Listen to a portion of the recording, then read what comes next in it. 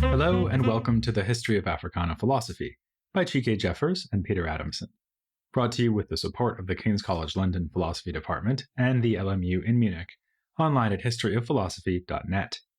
Today's episode, Now I Have a Rival, the two Amy Garveys. One of the many covers that Norman Rockwell did for the Saturday Evening Post shows a sailor getting a new tattoo. He's got the names of 6 women written on his upper arm, each of them crossed out, and the tattoo artist is at work adding a 7th. A couple of decades before this image was created, Marcus Garvey had already showed the way to avoid such difficulties. After marrying and quickly separating from his wife, Amy, he married his second wife, also named Amy. Say what you will about Garvey, as his critics certainly did, but he knew what he liked. Both of his wives, Amy Ashwood Garvey and Amy Jacques Garvey, were from Jamaica, and both were fiercely intelligent women who threw themselves into his UNIA movement and the cause of Pan-Africanism. They were also friends, who may have known each other already in Jamaica before coming to the States. Amy Jacques, already hired on as a secretary by the UNIA, even participated in the first wedding as a bridesmaid. The situation was summed up by Tony Martin in his book about Garvey's first wife as follows. Here, Marcus was confronted with a question of 2 Amys, both Jamaican, each the other's best friend, both beautiful and talented, one the bride of his marriage, the other chief bridesmaid, one his wife, the other his private secretary, and, as a veteran Garveyite was careful to point out, both Capricorns. Actually, it might be more accurate to say that Marcus Garvey thought he knew what he liked. Though he chose to marry 2 independent and brilliant women, he seems to have expected that they would mostly stay at home, making a family, rather than fulfilling their potential as fellow leaders of the UNIA. The fact that he and Amy Jacques stayed together, as he and Amy Ashwood did not, may have in part been due to the fact that she was willing to tolerate this. One scholar has written that Amy Jacques chose to invest her strength and talents in her husband's career. She defined her role as Garvey's comforter and surrogate, whereas Amy Ashwood had viewed herself more as an equal. Yet there's a story involving Amy Jacques in which she gave a speech introducing her husband that threatened to steal the show. When he took the stage after this barnstorming performance, Marcus wryly said, "Now I have a rival, but I am glad she is my wife." The real rivals, though, were the 2 women. Amy Ashwood blamed Amy Jacques for the quick breakdown of their marriage and claimed that she and Marcus were never really divorced. Battles in court were only part of the long-running hostility between them. In the 1920s, when Marcus said that Amy Ashwood was only using the name Garvey, Ashwood remarked, "This fight between us is going to last for some time." And she was right. Since both women claimed to be the proper custodian of his legacy, their rivalry was destined to continue for decades, well after Marcus's death in 1940. They shared many political and philosophical views, but they could not share the title of Amy Garvey. One unfortunate consequence of their conflict is that numerous details of their relationships with one another and with Marcus are disputed. Amy Jacques, for instance, denied having known Amy Ashwood back in Jamaica. More generally, Amy Ashwood made a lot of claims about her own life that were rejected by Marcus and his second wife. Ashwood's version of events would offer better material for the film that is crying out to be made with these characters. She describes a cinema-ready meet-cute in which she encountered Garvey at a bus stop, who had just heard her give a thrilling speech. Garvey approached her saying, "I have found my star of destiny. I have found my Josephine." Even better, during their liaison, she supposedly threw herself between Marcus and a would-be assassin, literally ready to take a bullet for her, Napoleon. But Marcus recounted different versions of both events, which is typical of the he said, she said stories about this lover's triangle. Even Amy Ashwood's date of birth in Jamaica is uncertain, with different evidence pointing to various dates between 1895 and 1898. She described the formative experience of being told how her Ashanti great-grandmother was abducted from Africa in 1834 and brought to Jamaica. Upon hearing this story, Ashwood said, "I suddenly knew the meaning of race and felt the power of blood. From this time onwards, I nursed a passion in my heart for Africa." A powerful feeling of connection to Africa would indeed sustain her throughout her life. Traveling in West Africa in 1947, she even took an Ashanti name and started wearing African dress.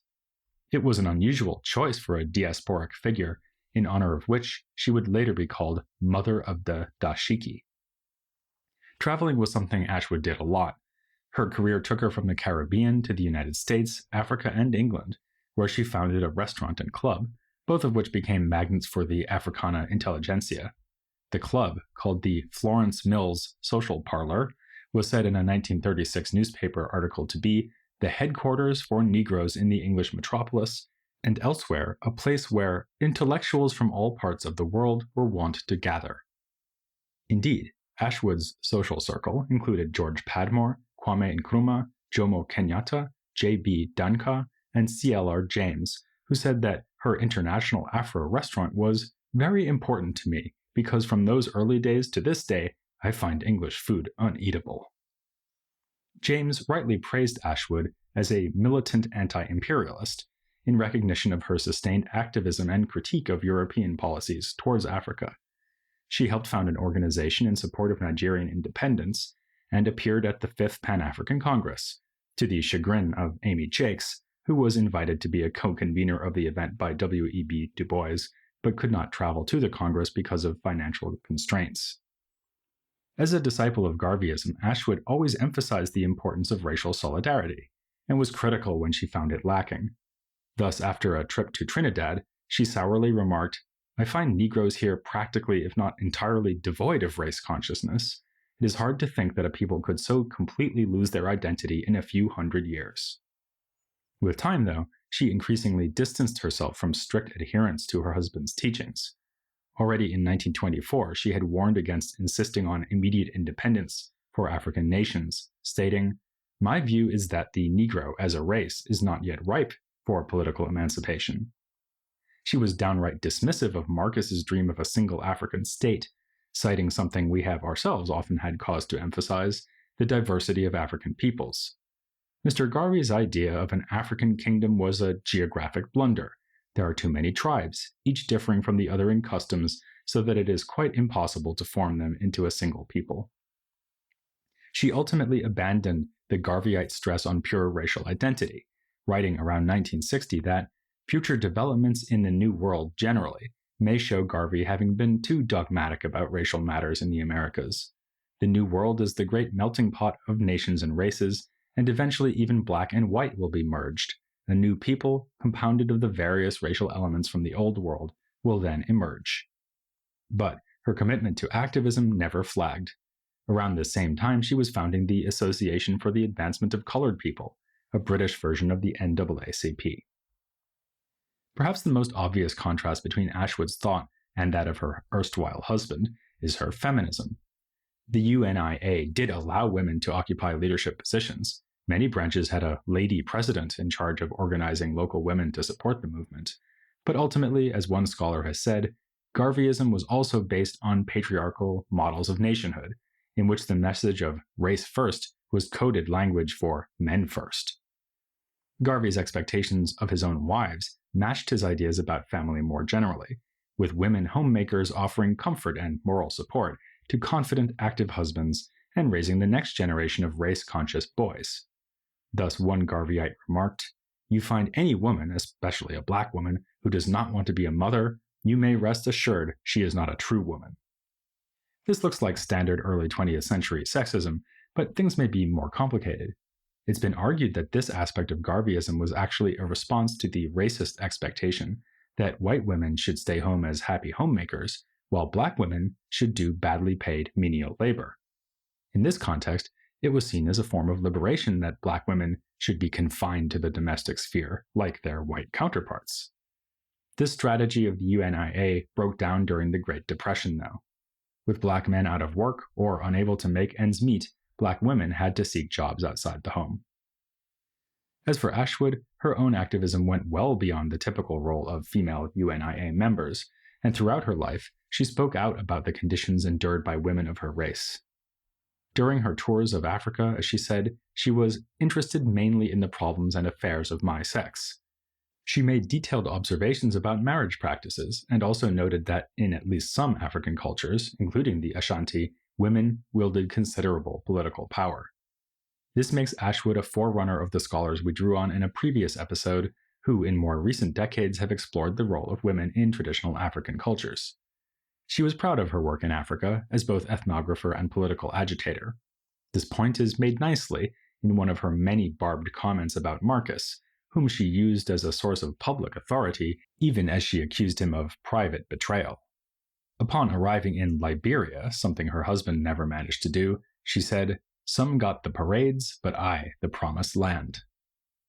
Amy Jacques rarely, if ever, adopted such a satirical tone about her husband. Yet her feelings about him and their marriage were decidedly mixed. Looking back on her time with him, she said that the value of a wife to him was like a gold coin, expendable to get what he wanted and hard enough to withstand rough usage in the process. Their time together was beset by financial difficulties and Garvey's stint in prison. His incarceration gave her a degree of independence, so that this period was a high point for Jacques' role in the movement. Still, she was not given an official leadership role in the UNIA, something condescendingly justified by the desire to defend this helpless woman from the many critics of Garveyism. To which Jacques retorted, "With my unusual general knowledge and experience for a young woman, may I not ask if the word helpless is not misapplied?" Indeed, she was at this point already a well-rounded activist and thinker, primed to step up into the role of surrogate leader. In the gender terms of the day, she was capable of doing the work of a man. These were terms she sometimes challenged, as when she said, "I don't think or act as if I were just a woman." On other occasions, she was willing to at least play along with the expectations of her husband and other men. This is well illustrated by a piece in a 1923 issue of the Negro World, the UNIA newspaper. Entitled 10 Minutes with Mrs. Marcus Garvey, it begins unpromisingly as the reporter boasts of his skill at interviewing the ladies. "I have always prided myself on knowing something about their pet subjects, theaters, music, cosmetics, and dress." He's then confronted with Jacques, who discourses on the irrelevance of physical beauty, which can be lost, whereas the higher self rises supreme above the material obstacles and is truly permanently beautiful. Here was a new kind of reasoning, declares the astonished reporter, and from such a little woman, too. But when she is asked what is uppermost in her thoughts, Jacques says that it is her husband. His work is his whole existence. Take away his work and you take away his life. Knowing this, I endeavored to be conversant with subjects that would help in his career and try to make home a haven of rest and comfort. Appropriately enough, that page of the Negro World also features a picture of a hotel named after Phillis Wheatley, the Revolutionary-era poet who was perhaps the very first figure to confront the tyranny of low expectations for Black female thinkers in America. The same newspaper would soon give Jacques a forum for expressing her views on that subject and many other topics, as she edited the regularly appearing page called Our Women and What They Think. In this capacity, she wrote nearly 200 editorials, which make for especially fascinating reading when you look at them in their original context. To take a random example, a page from April 19, 1924, includes advertisements for dresses, hair grower, Negro dolls, and face beautifier, an article decrying colonialism in the Caribbean, a quote from Marcus Garvey, "A race without authority and power is a race without respect," tips for housewives, a poem, a scriptural quotation, and an invitation to women of Negro race to let the world know what you are thinking and doing by writing personally to Jacques. The wording of that invitation was carefully chosen. It echoed her description of the purpose of this feature of the Negro World, namely to prove that Negro women are great thinkers as well as doers. In theory, Jacques was just a particularly prominent laborer in the cause of Garveyism. She said herself, "I only live to perpetuate the ideas of my husband, just as thousands of other Negroes, imbued with his spirit, have vowed to do." But in practice, she used her editorial role for a mission of her own.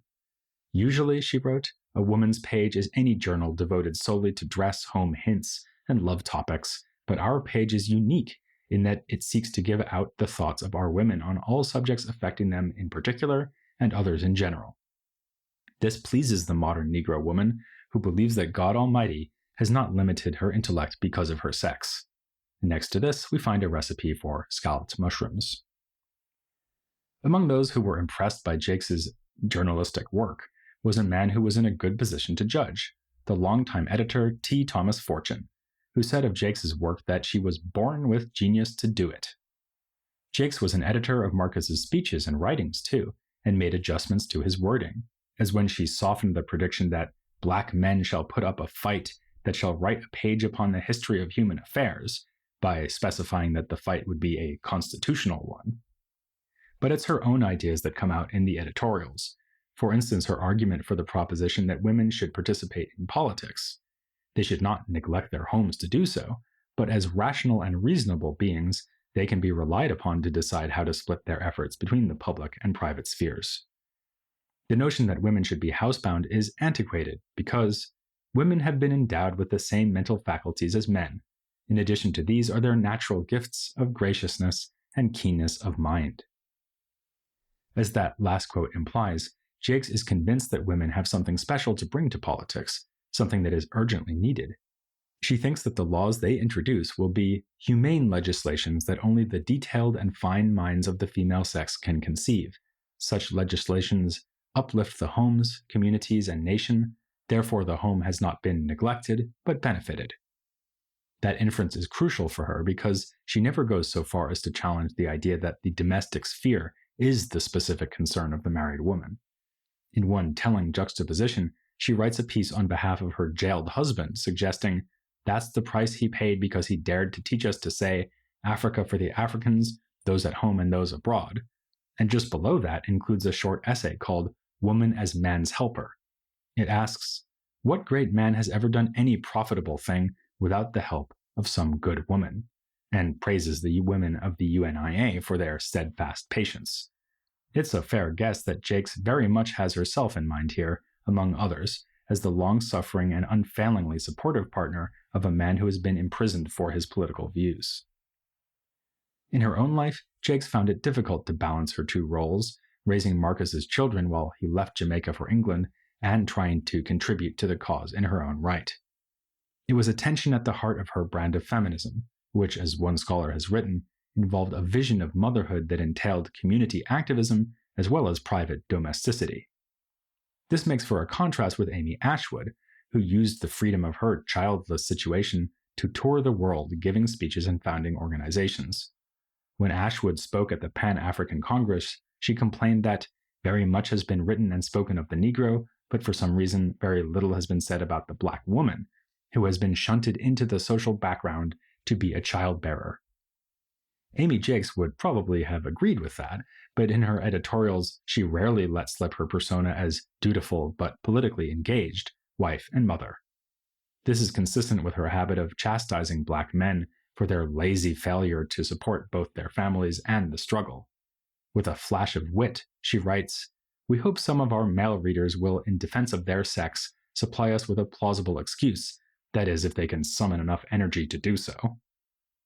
This gives her another reason to espouse political participation of women. They can hardly do worse than men have done. "You had your day at the helm of the world," she tells the males, "and a pretty mess you've made of it. Perhaps women's rule will usher in the era of real brotherhood, when national and racial lines will disappear, leaving mankind in peace and harmony one with another." None of this sounds particularly Garveyite, but the feminist themes aired on the women's page sit alongside more typical UNIA discussion points. She often alludes to world affairs, especially to the condition of women in places like China and the young Soviet Union, where, she says, the Reds have sense enough to realize that if the mothers of men are not treated fairly, men are but limiting their own progress and development. Many of her pieces attack colonialism, and here she tends to agree with Amy Ashwood that a gradual withdrawal of the European powers from Africa would be best. They'd better not wait too long, though, because white folk are massively outnumbered on the African continent, and it is only a matter of time until black Africans sweep all obstacles away and enjoy the benefits of freedom, dearly bought but highly prized.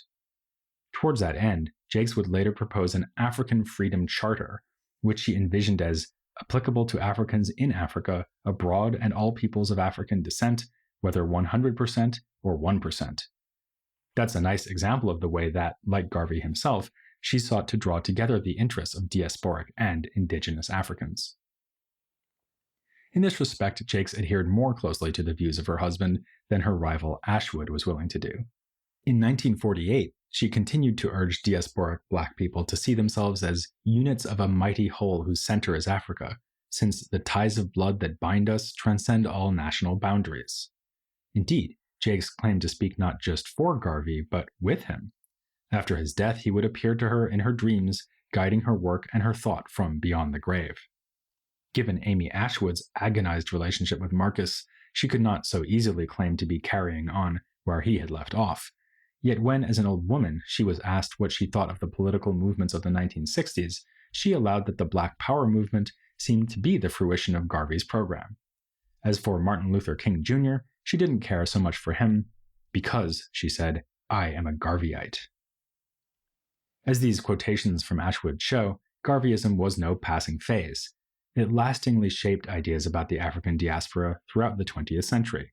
So, before we move on to our next major topic, the Harlem Renaissance, we'll be devoting one more episode to Garveyism and Black nationalism. For this, we've found an ideal match whose expertise on the subject is unrivaled, Michael Dawson, who has written extensively on nationalism and its relationship to other ideologies in Black thought, like liberalism and radicalism. So join us next week to hear all about our guest and what he thinks, next time here on The History of Africana Philosophy.